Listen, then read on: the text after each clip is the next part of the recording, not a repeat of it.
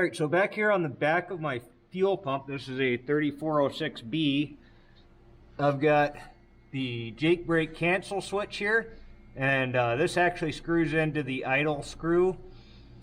So we are going to have to reset our idle when we change this out. I've been having an issue where I had to always make sure I turned the Jake brake switch off as soon as I needed to do anything, because the Jake brakes were kind of hanging on. Like, you'd have your Jake brakes on, you'd go to apply throttle to, you know, raise the RPMs to shift, or, you know, whatever, and sometimes the Jake brake wouldn't cancel right away, which would mean you're giving it fuel and Jake brake at the same time, and it wasn't happy about that. So I was having to reach up and switch the switch off all the time, and that was kind of annoying. So I got a new Jake brake cancel switch. This one does look a little different, but as long as it functions the same, that should be just fine. So we need to unscrew this one out of here, and there's a little jam nut on here. We gotta loosen that up, then we'll take these two wires off, and we should just be able to thread that out of there. Now, it is kind of a pain to get on this jam nut, but what I've found before is a crow's foot wrench seems to be about your best option. If I can even get this sucker on there.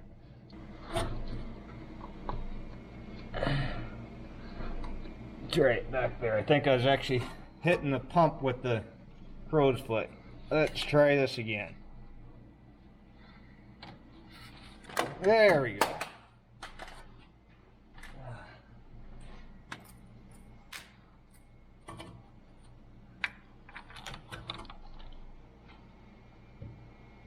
Now we're cracked loose. Go ahead and pull these two wires off, and we should just be able to thread this out.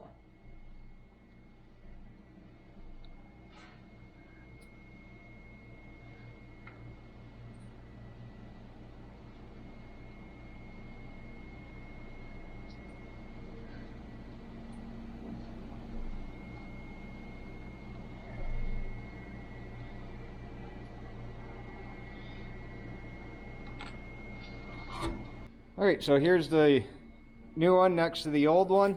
Other than the body of the switch itself being a bit different, you know, threads look the same length. You know, the little plunger on the end looks the same, so I think this is going to work just fine. Alright, so we got our jam nut and our washer installed.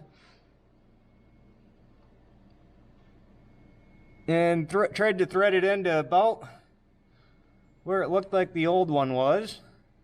I'm just going to go ahead and thread this into the pump. Then let's check our idle speed.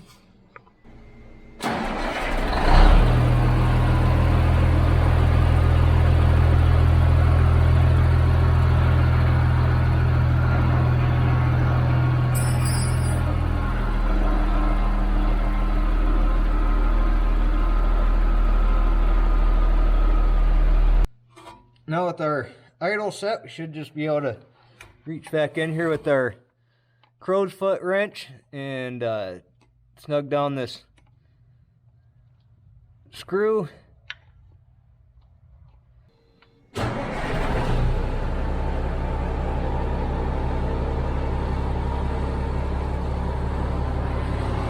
Perfect.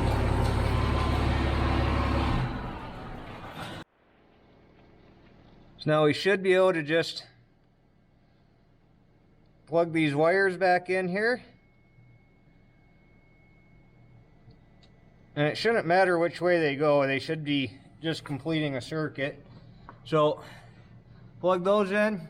Let's test the Jake brake. Whoa.